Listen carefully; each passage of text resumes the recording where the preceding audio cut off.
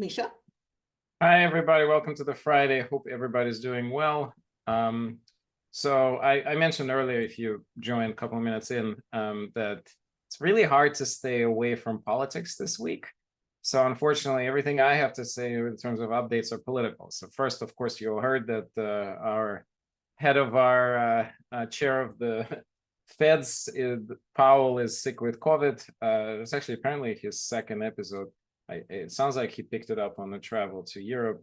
So even the clinical, as I joked, even the clinical news are political news. So lots of other things. So I think the big one is there's this whole scandal with what happened that US have funded some of the development of potentially even COVID strain in Wuhan. And now the organization that was funded is no longer funded. And then there's been a whole bunch of hearings. And of course, the Washington Post has a whole article about this. So I'm just going to post this here.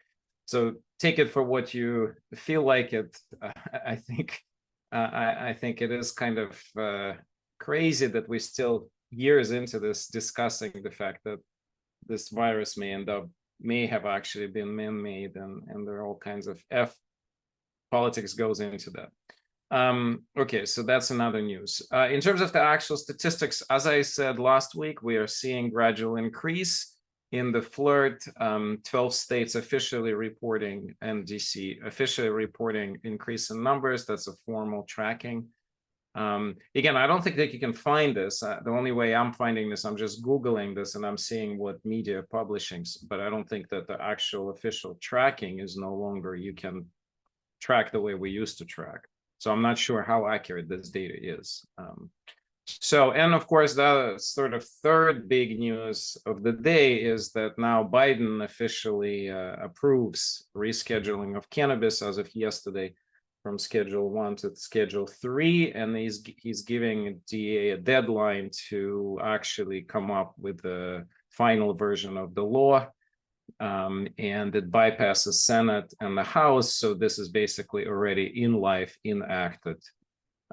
As you've heard me say about this last week, it was a proposal that was put out by DEA.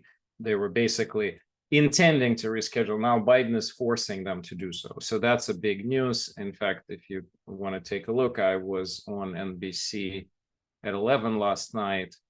And you can take a look at this. So I think, in short, I'm going to just repeat myself. We don't exactly know what that's going to mean for general public. I think the access will probably in the long run get simplified and increase, but in a short run, you'll hear the reporter. I hate when they do this. They interviewed me for half an hour, but they only took like about 40 seconds of my time out of that, and they pointed, like they grabbed out the most kind of attention grabbing sentences, not the most important ones. So you'll hear this statement that I call this ruling as shooting ourselves in the foot. What I meant by that was taken out of context.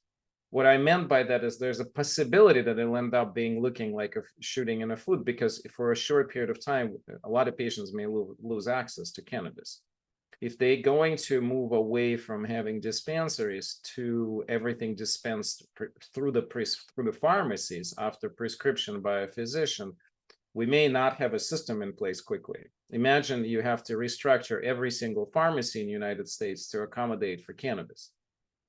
So nobody knows what that will look like, for obvious reasons. I mean, have you ever been to dispensary last time? If you have, you understand what I'm trying to say. It's a whole separate shop.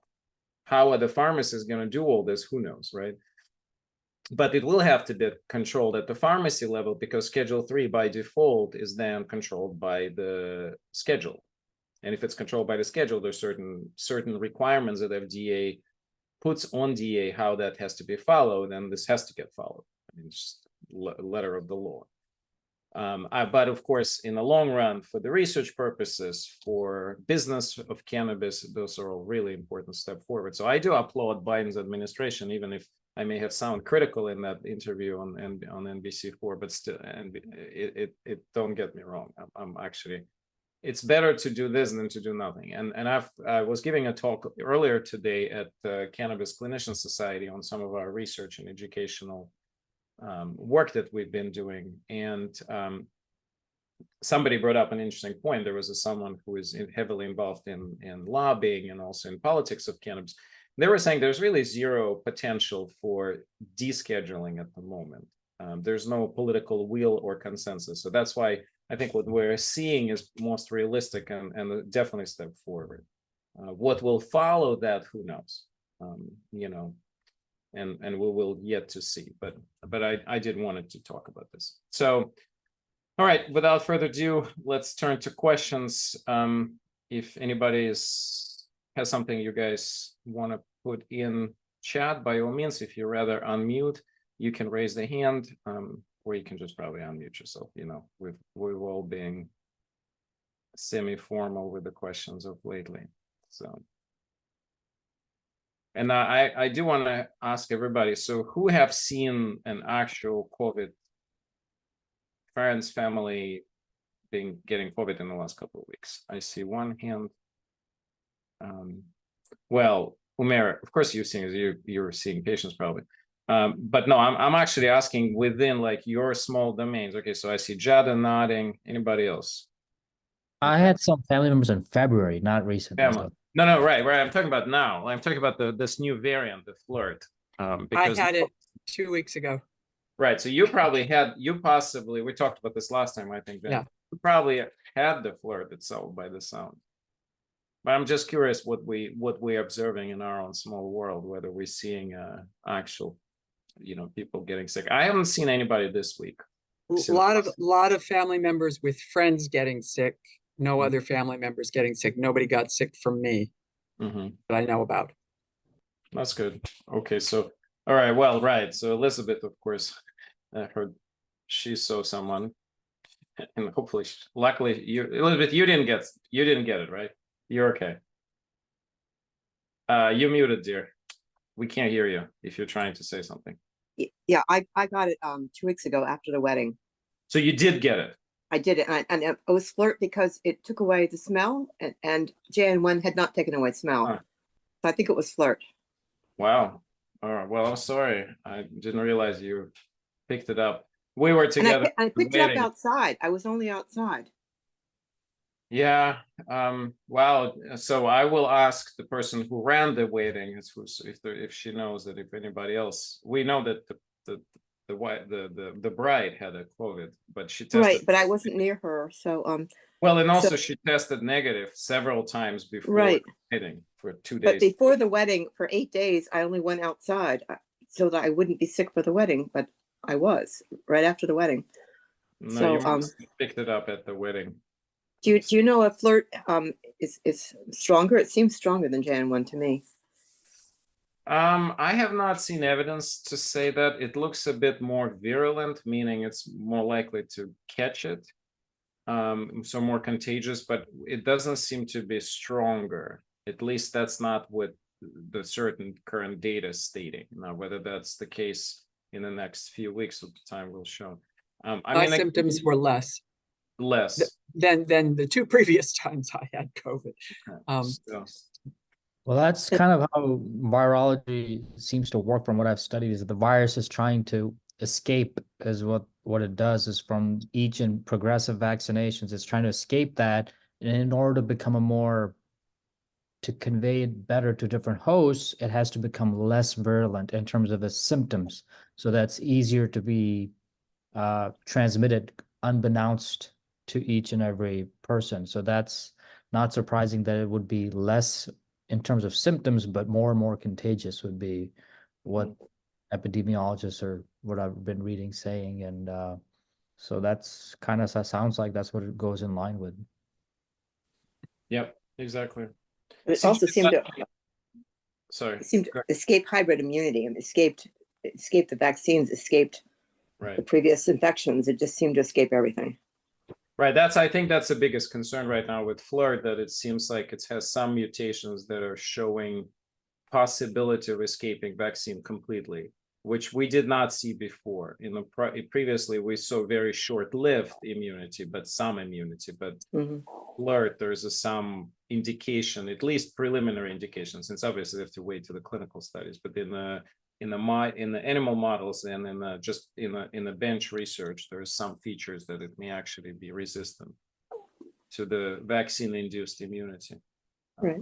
So the CJ is asking, how is the fluoride transferring? It's the same way, CJ. It's not any different. It's still an Omicron subvariant. So you would pick it up the same way, respiratory and potentially through eyes, if you have a large exposure. So the same exact mechanism. So yeah, the Linda's putting something quite important in the chat. People are still dying with COVID every day. I mean, there's no question about it. And there's a lot more people died this year from COVID than from flu. Something like I've seen some data 10-1 roughly the ratio of deaths. So yeah, it's still a lot more, but it's not comparable to what was going on, let's say, even a year ago. So the numbers are dropping down. They're just, expectations are, I think at this point, it is not going to go down to zero, not anytime soon. Will it ever go down to zero? I guess that's really the key question. I don't know if anybody has an answer to that. But flirt definitely started in the throat and moved to the nose 4 days later. So the test needs to be on the 4th day.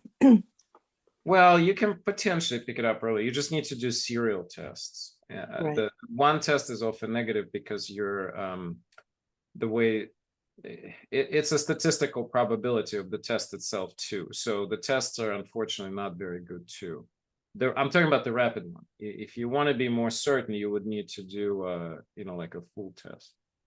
The PCR would do with the hospital. Those are the ones that are most sensitive. But if you're doing the home ones, you should repeat every 48 hours for like 2 or 3 tests if you're really having symptoms. That's what they recommend. When the home test is very, very faint, can you assume within 48 hours? Yes, it's positive. Any faint positive is positive. It doesn't matter whether it's faint or not faint. You should still consider that positive. So it's not just artifacts left over from pieces. It's actually correct. Viable virus. Right. So let me explain this. This is actually an important point. I'm not sure how much I'm sure we talked about this, but it's important to revisit. So the sensitivity of the test, when you're getting the negative test, the true accuracy of that negative test is not very good. So you may end up not having a true negative test, but specificity is very high. So if the test is positive, it's something like 99 point something that it's positive, that you have a COVID, right? So that's an important point. So the negative test, unfortunately, is lousy. So you may still have COVID and have a negative test. But if the test is positive, even a weekly positive, that's COVID, even one test. So. But with the bride, when she was weekly negative 2 days before the wedding, it's a little different, okay? Right?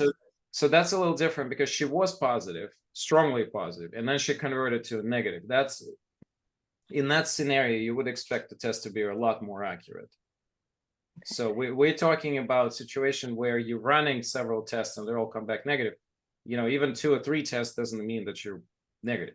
I mean, you could still be positive. But once somebody went through and especially how light her condition was, and then it starts to become negative. I mean, at that point, she probably truly is negative and no longer contagious. So the question is then, how'd you get this? I'll tell you how. Chances are that somebody in her family was positive, just in a test for negative. That's what I'm guessing. I'm guessing that, and that was my big question to Jessica to whether or not she knows if somebody else. Now I will ask for sure. Now that I heard your story, Elizabeth. And I think I got mine from my family. They probably had it, and it was some. So maybe you got it, but I don't think you got it from Jessica. I can nearly. No, I hadn't been with her for 3 weeks, so I didn't get it from her, right. Unless but. You told her that it would be safe to go out in a couple of days. The CDC says go out the 5th day, but on the 5th day, I was still strongly positive. So how long do you stay inside with flirt?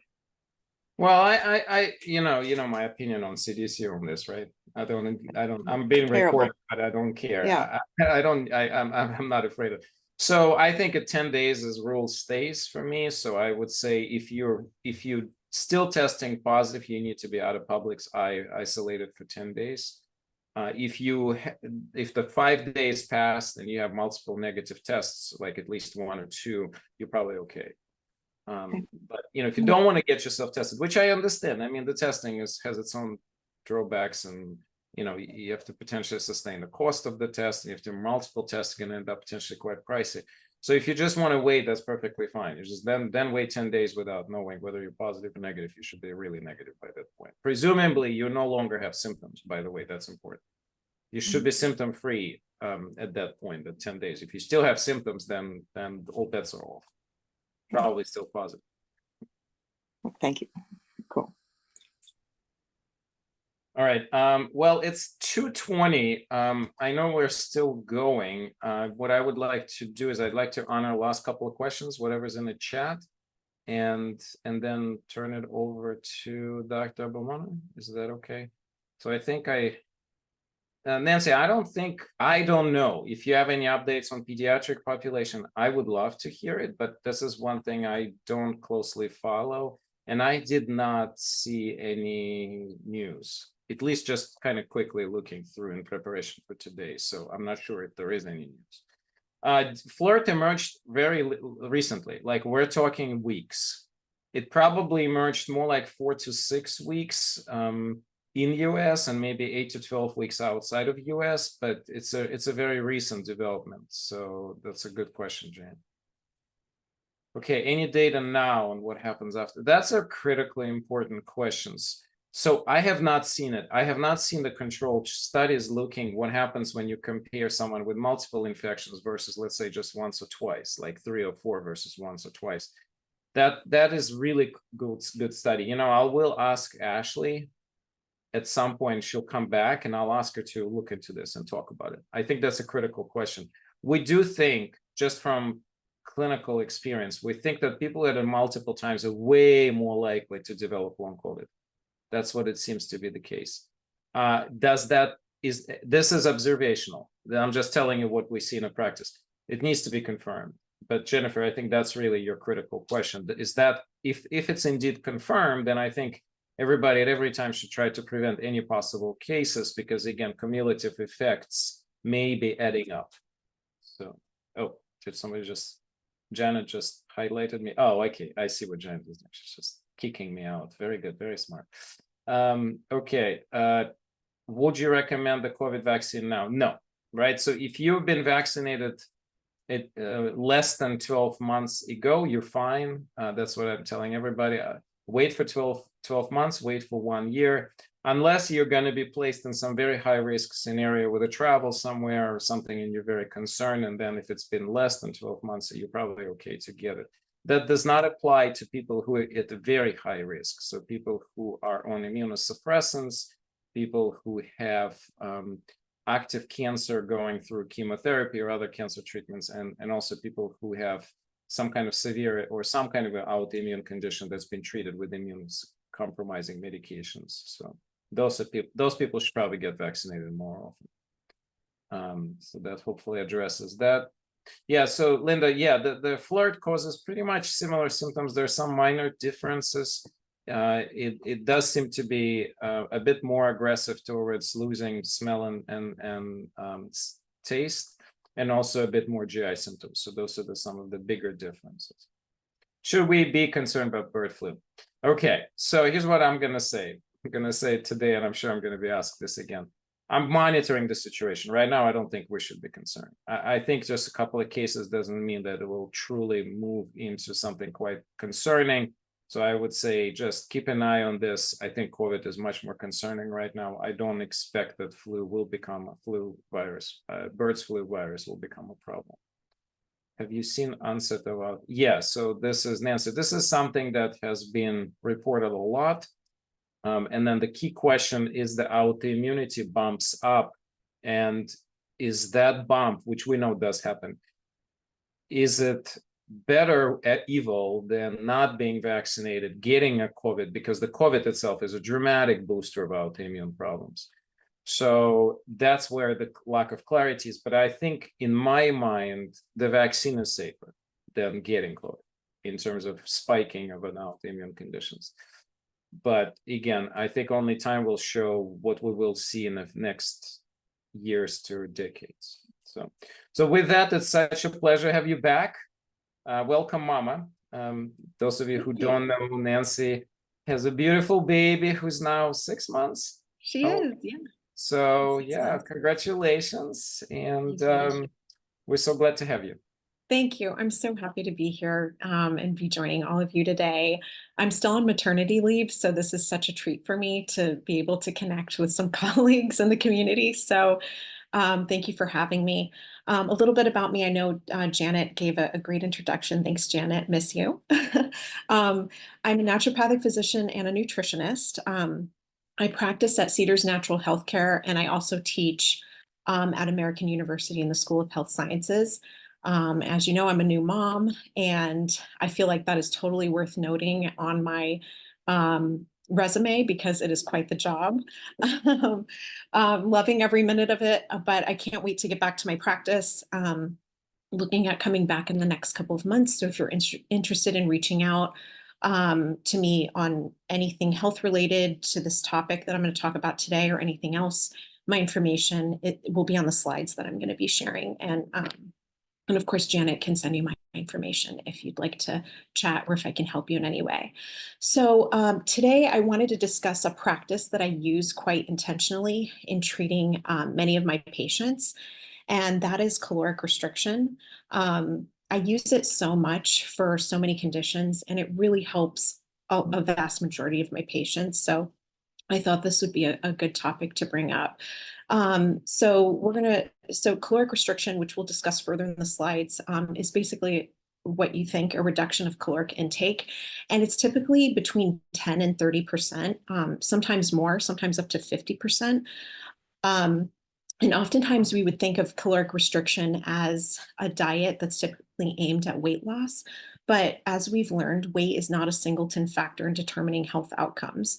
We all know that just because someone appears to be lean, they still may have elevated cholesterol or blood sugar dysregulation or other metabolic conditions that need to be tended to. So I'll be diving into past and more current research that have shown the effects of caloric restriction on longevity in animal studies and the improved health outcomes in human observational studies. So in my practice, I've seen the benefit of caloric restriction with many patients. The patients that have opted to have this as part of their protocol, some of them have like a significant family medical history, therefore a predisposition to a particular health condition, and they're trying to stay ahead of it, while others are just beginning to have biomarkers that are trending in the direction of disease, and they too want to stay ahead of it. And some are already in a disease state and have a diagnosable condition and are seeking to improve their health. So CR is not as simple as it may seem, CR meaning caloric restriction. There are particular times of days to refrain from ingesting food, and also keeping in mind that you're reducing a lot of your caloric intake. You need to make sure that your food, your diet is nutrient dense in order to maintain health. But I've seen an improvement in biomarkers and just overall improved sense of well-being and cognitive function. But before we move forward, before I post the slides up here and move forward with this, I do want to say that if you're considering this, please consult a healthcare provider so that it can be managed and proper assessments can be conducted along the way. Because again, you want to make sure you're getting optimum nutrition while reducing your intake. And so this is not intended as medical advice, rather, this is knowledge for you to explore this topic with your healthcare provider. So on that note, Janet, I'm going to try to share my slides here. Let's see. Okay, 1 second here.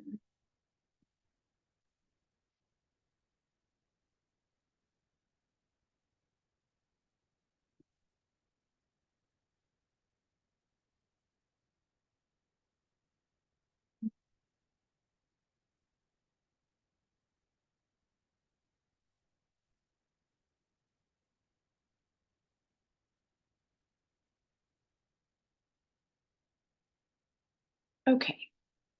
Can everyone see that? See the slides here? Okay. Yes. Okay, great. Okay, so we're going to talk, I'm going to give you a little introduction, further introduction on caloric restriction, and then we're going to talk about a non-human primate 20-year study that was done on rhesus monkeys, and then a series of the Caliri 2-year studies funded by the NIH.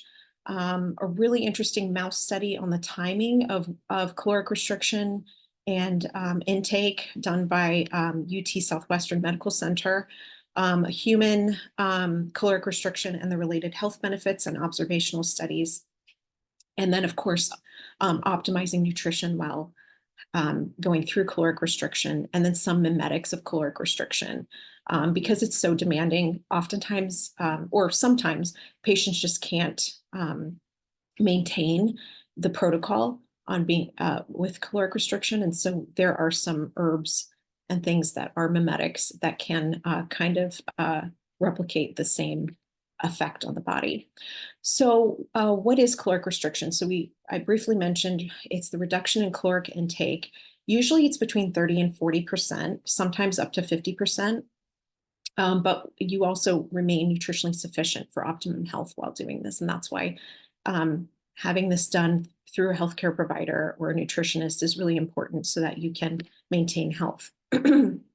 So the benefits to health: extended lifespan. So it's a period of healthy living before age-related disease, an extended period of healthy living before age-related disease occurs. So I briefly mentioned the caloric restriction mimetics. They're going to be referred to as CRMs, and they're used as an alternative to caloric restriction. And they do have benefits in longevity without the reduction in caloric intake. How this is accomplished is through antioxidation, anti-inflammation, and the regulation of genes that protect against stress. Okay, so there was a 20-year non-human primate study. It was done by the Wisconsin National Primate Research Center on rhesus monkeys. It was a 20-year study, and they reduced the caloric intake of these monkeys by 30% from their baseline. And they used two indicators for aging. One was mortality, and the other was the onset of age-associated disease. So they specifically looked at things like diabetes, cancer, cardiovascular disease, and neurological impairment. So 20 years later, the results showed that 3 times as many of the control monkeys died of age-related causes than the caloric restricted monkeys. So that's 37% versus 13%. The calorie restricted monkeys had lower body and fat mass. They were free of diabetes and glucose intolerance. The incidence of cardiovascular disease and cancer were reduced by half than in the caloric restricted group. And in the caloric restricted group, and they had a preservation of brain volume, and they had reduced muscle loss or sarcopenia. Now, another interesting study that was done by UT Southwestern Medical Center on mice was they timed the caloric restriction feedings in mice, and mice were limited to the active period of the circadian cycle. And they found that it increased the lifespan of mice 3 times as much as the group of mice that focused only on caloric restriction. So they added in another factor, which was timing of feeding. So here's what they found. The control was the mice that ate as much as they wanted whenever they wanted. They lived to about 800 days. The mice that had restricted calories of about 30 to 40%, but food was available around the clock, their life was extended by about 10%, so they lived to about 875 days. Restricting calories to the inactive period of circadian cycle extended life by approximately 20%, so they lived to about 959 days. And they had a 12-hour fast. They had a 12-hour fast between their feedings. And then the calorie restricted diet during the active period of the circadian cycle with a fast of 12 hours had extended life by 35%, which was the most. And so they lived to about 1,068 days. So now talking about human observational studies and biomarkers that have been followed. Human studies really rely on biomarkers of aging due to longer life expectancy of humans, 75 for men and 80 for women. So the biomarkers that have generally been looked at are reduced body temperature, lowered fasting insulin, and higher DHEAS, which is a precursor to sex hormones of both estrogen and androgens, and they typically decrease with age. So the Baltimore longitudinal study of aging showed that human survival rates were highest in those with low body temperature, low circulating insulation, and high DHEAS. There's no direct evidence of increased human lifespan. Rather, we have observational and clinical data that suggests the connection. So in the 1970s, it was shown that on the island of Okinawa, there were 40 times as many centenarians as other Japanese communities. And on this island, the caloric intake of adults and children were between 20 to 40% lower than the population on the mainland, in mainland communities. And then also in the 1950s, a study of healthy seniors was done where they reduced the caloric intake of these seniors to 1,500 calories per day for 3 years. And it lowered their hospital admissions and lowered their death rate as compared to an equal number of control volunteers. So numerous observational studies have shown that with a 22 to 30% reduction in caloric intake, we have improved heart function, reduced inflammation. So markers such as CRP and TNF are reduced cardiovascular risk factors like LDL cholesterol, triglycerides, and blood pressure, reduced diabetes risk factors, fasting glucose and insulin levels that are looked at, and reduced IGF-1, which are seen in breast, prostate, and colon cancers, and COX-2, which plays an inflammatory role and promotes the spread of tumors.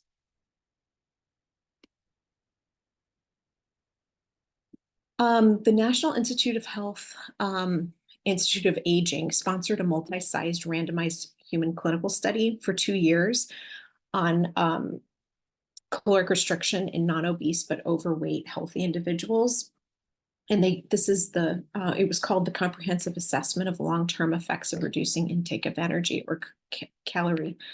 And so they had, in one of the studies, they had 48 overweight individuals with a BMI of about 27.5, and they were middle-aged.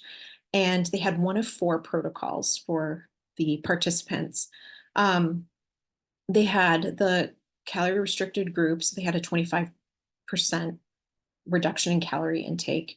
And then they had the C-REX group, which had calorie restriction and exercise expenditure, caloric expenditure in the form of exercise, which was split. So it was a total of 25%, but they split it between 12.5% in caloric restriction and 12.5% in caloric expenditure. And then they had the very low calorie group, which was on 890 calories per day until 15% of their weight reduction occurred. And then it was followed by a diet that maintained that weight. And then, of course, they had the control group. So in the 3 intervention groups, so we had the 3 interventions in the control group. In the 3 interventions groups, they found that there was reduced body weight, reduced abdominal fat, and reduced fat cell size, and a 24% reduction in total fat, and a 27% reduction in total visceral fat, which is abdominal fat. They also found that they had reduced DNA damage. Now, in the caloric restriction and the calorically restricted group that also had the exercise, these 2 groups were the only groups that were able to improve 2 markers of longevity, which was reduced body temperature and reduced plasma insulin. They also had reduced cardiovascular disease risk factors like LDL cholesterol, triglycerides, and blood pressure.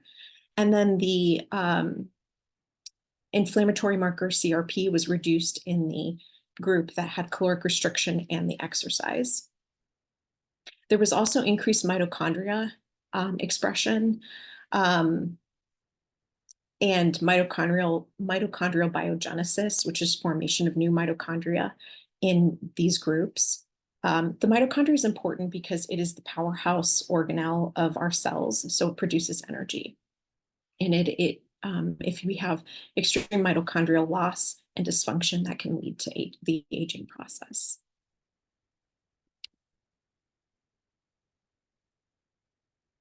Okay, so some of the possible mechanisms of caloric restriction are protection from oxidative damage and an increase in mitochondrial energy, an increase in cell and DNA repair, and reduced inflammatory cytokines, which are primarily tumor necrosis factor and interleukin-6. Okay, so really important, which I've already mentioned before, is optimizing nutrition while having caloric restriction. So you definitely want to consult a nutritionist, a medical doctor, a naturopathic physician, any one of your health care providers prior to doing this, so that, again, you're monitored and you're guided through this in the most healthy of ways. So you want to consume nutrient-dense foods that avoid empty calories, such as white flour or refined sugar, which are the lowest in nutrient density. And you want to make sure that your intake includes essential micronutrients like vitamins, minerals, your essential fatty acids, essential amino acids. And then one of the biggest things that results from caloric restriction is hunger. And so there are ways that you can ease into a targeted percentage goal of caloric reduction. But you can also increase your fiber consumption to about 35 grams a day, which really helps with satiation. And increasing proteins like whey that are rapidly absorbed can also signal satiety. So there are caloric restriction mimetics, and basically, I mean, with caloric restriction being so demanding, not everyone can comply and adhere to a program, even if we reduce it to, say, 16 to 25%.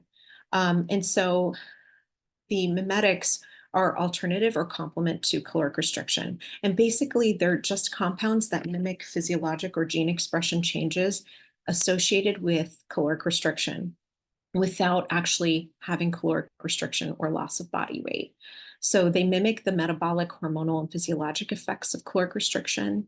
They stimulate maintenance and repair processes just like caloric restriction would, and they produce caloric restriction-like effects of longevity and reduced age-related disease. So I have a few here, which have been studied on animal models. We've got curcumin, green tea, and ginkgo biloba, which are all herbs.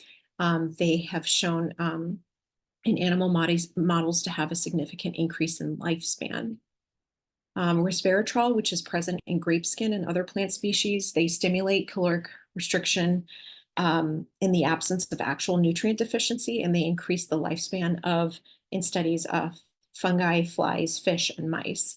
So the anti-inflammatory activity in a cell culture, they've shown anti-inflammatory activity in cell cultures and animal models. And again, these are not all the mimetics. I've just pulled a few of them. The last one here that I'm showing it as an example is nicotinamide riboside. And it's a source of vitamin B3, and it's a precursor for NAD, which is involved in many biological processes. NAD will activate proteins that regulate cell metabolism and DNA transcription. It also decreases with age, and this leads to cell nucleus and mitochondrial dysfunction seen in a lot of age-related disorders. And NAD may reverse age-related mitochondrial and metabolic dysfunction and disease. So it's shown to have positive metabolic effects, including less weight gain, improved exercise performance, and decreased liver fat. So definitely these mimetics have been helpful for a lot of people in improving their outcomes if caloric restriction isn't an option or hard to comply with. And they've also been used in conjunction with various protocols of caloric restriction. So in my practice, I've seen significant improvement on so many levels with patients, depending on where they are in a disease state, trending in that direction, or even with a significant family history, just maintaining health.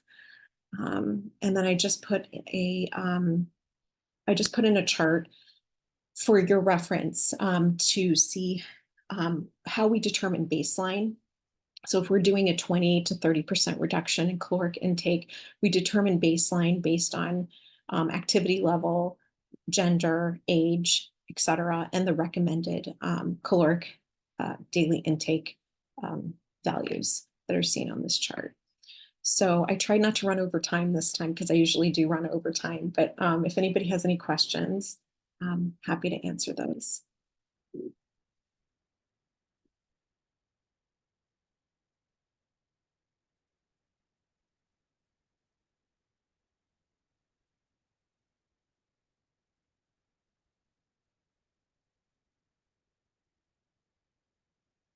Okay, if nobody has a question, I have a question.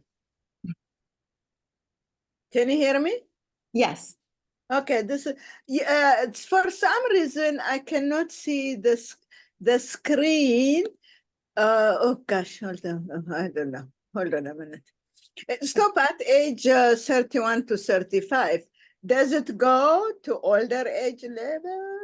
It does. It does. So I put the link on here. So if you copy this link here, you can see the entire chart. I wasn't able to fit it all together here, but yes, it definitely, they've got all age groups at this. Nancy, there's a lot of questions in the chat, so I think I'm gonna try to moderate this because there's quite a lot actually. So let's start with Cecile's questions. What restriction? Please spell out. I can understand what says. So it just says caloric restriction, but can you just repeat that in terms of the actual caloric restriction type that was done and how? I presume the question meant for this study specifically. I mean, for this guy. The studies, like specifically how they calorically restricted the foods. Yeah. Is that Yeah. So I don't have the details on the foods that they used, and again, it's going to be, specific. So they've got specific groups with specific parameters. Either they're healthy adults that are slightly overweight, but they're healthy, so they don't have any diagnosable conditions. So I don't know, I don't have all those details, but I will send the references for all the studies to Janet. And if anybody wants to email me with those questions, I can definitely get back to you on the specifics with that. But I don't have that offhand right now. Okay, so Cecily, if you have specific questions, we suggest that you get in touch with Janet or I, and then we'll pass the questions to Nancy. I agree. I think it's a bit too specific to address. So I think the next question is much more important from Jennifer. And so what if somebody is underweight already, and let's say that they're over age of 65? Like, how would this be changing anything, and what would you recommend to somebody like this? Right. So again, very specific to a patient and where they're at. So if they're already underweight, and so they may already be having caloric restriction without even noticing it. So we'd have to assess where they are nutritionally and where their diet is. And then we go from there. I mean, it may be that they are already calorically restricting without realizing it, or their diet is so poor in nutritional value that needs to be looked at. So again, it's a little bit general, and it needs to be looked at in a more specific way. Yeah, so I would just kind of summarize very quickly. I say that if that's already the case, you absolutely cannot do this without very careful, specialized supervision. Yeah, so that's for sure. So resources, particularly books. Sarah is asking.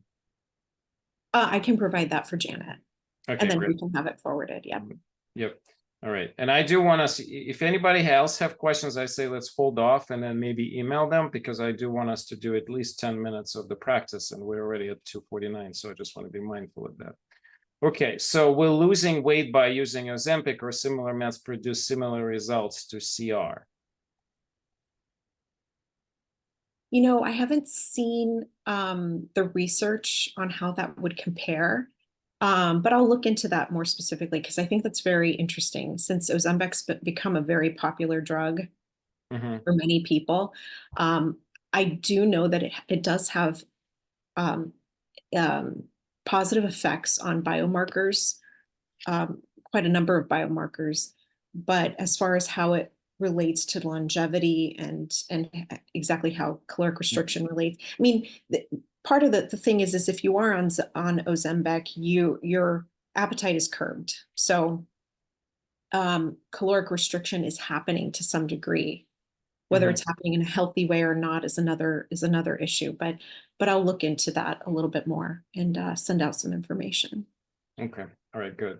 And so then there's how does the intermittent fasting and fast mimicking diet is going to get compared to the CR? Good question. Sorry, what was the question? So, in contrast to caloric restriction, how would intermittent fasting and and fast mimicking diets would be compared to CR here? It's probably a hard question to answer because it's a broad question. It's kind of long response.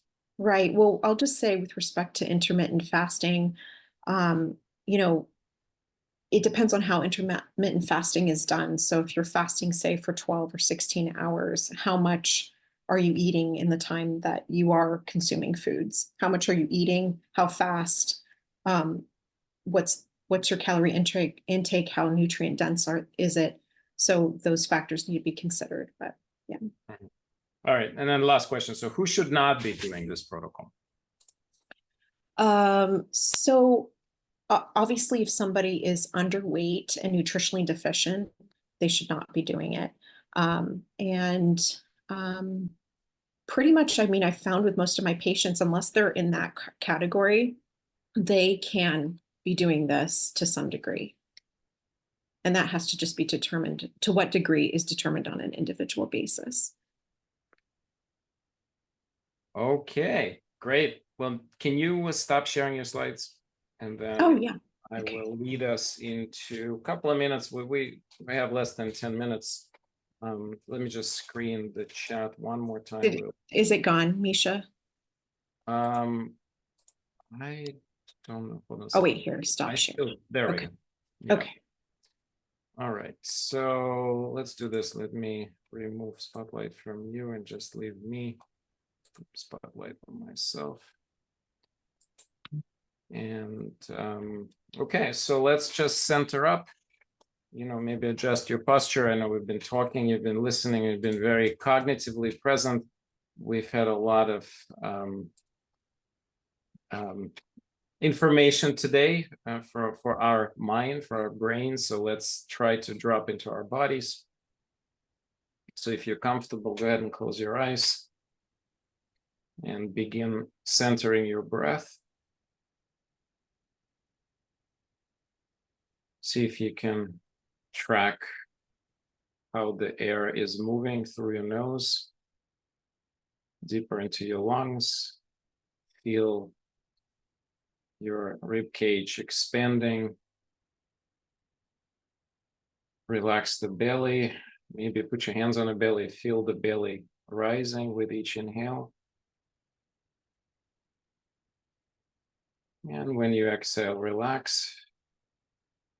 Maybe exhale through the mouth and make a little sighing noise.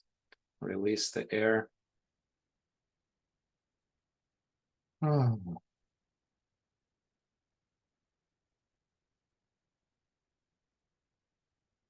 Let's quickly check in with different parts of our body, starting with the head and the face.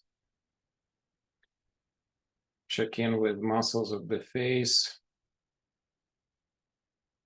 Make sure if there's any tension, you spend a breath or two relaxing it. You need to shift a little if you need to stand up for a second or change position on a chair. Do what you have to do. And then let's become aware of our necks. Maybe rotate the head a little bit, adjust position. So if there's any particular tension or discomfort, you're releasing it.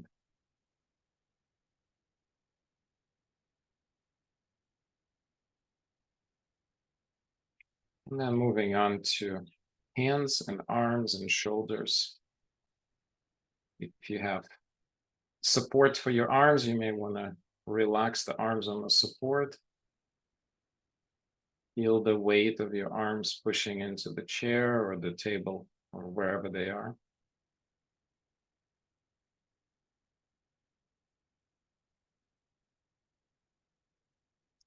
Moving on to the upper back and the front of our chest, rib cage. Sensing if there's any restrictions, tensions, discomforts. Relaxing those areas. You want to roll the shoulders back a little to strengthen the spine. Or maybe you just want to take deeper breaths. Whatever you do, just continue scanning the body slowly. So moving to the belly.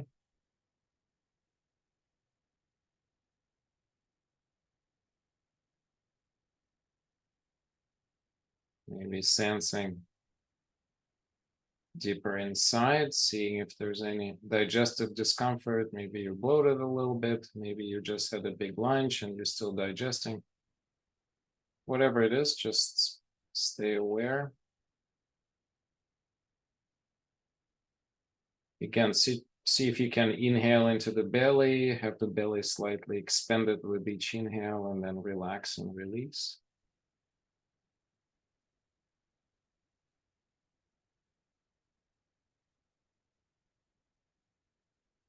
Okay, and let's move to the hips and the lower back.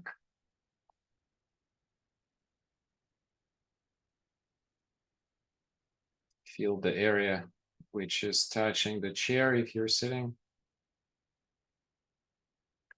Feel the lower spine. See if anything is in discomfort and tension. See if you can spend time releasing, relaxing those areas.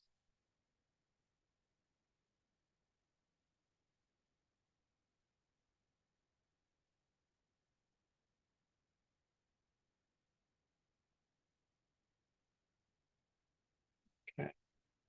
Let's move to the legs, to the upper parts of the legs, to the knees, to the feet.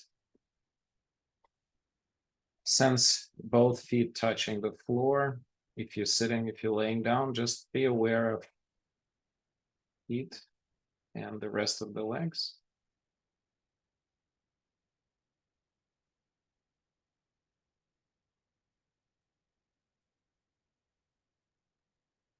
And now just see if you relax your attention to from any particular part of the body. See if any area, specific area of the body calls you more. Maybe it's your face or belly or anywhere. Just pay attention to what part speaks to you in the moment. Just spend a couple more breaths with that part, sensing into it, trying to further relax it, trying to further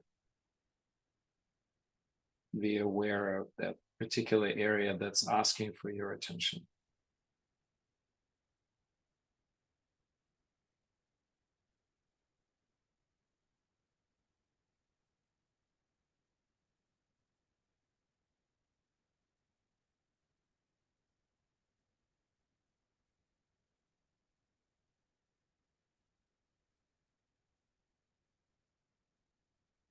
We're going to take a couple more breaths here now, kind of getting this part of the practice near the end. Put your hands back on the belly, right over the belly button. With each inhale, feel the belly softly rising and then releasing, relaxing.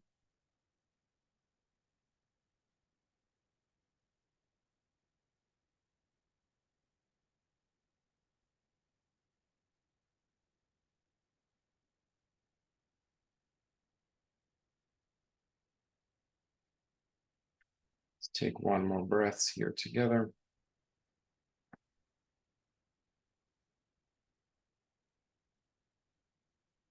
Slowly open your eyes.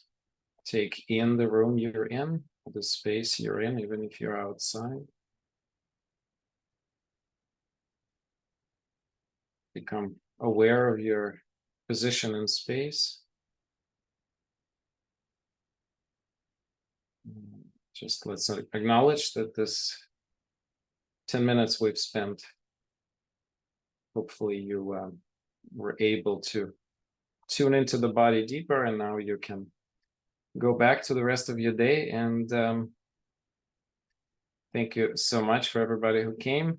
Dr. Aboulmouna, thank you so much. Congratulations again on your expansion of your family.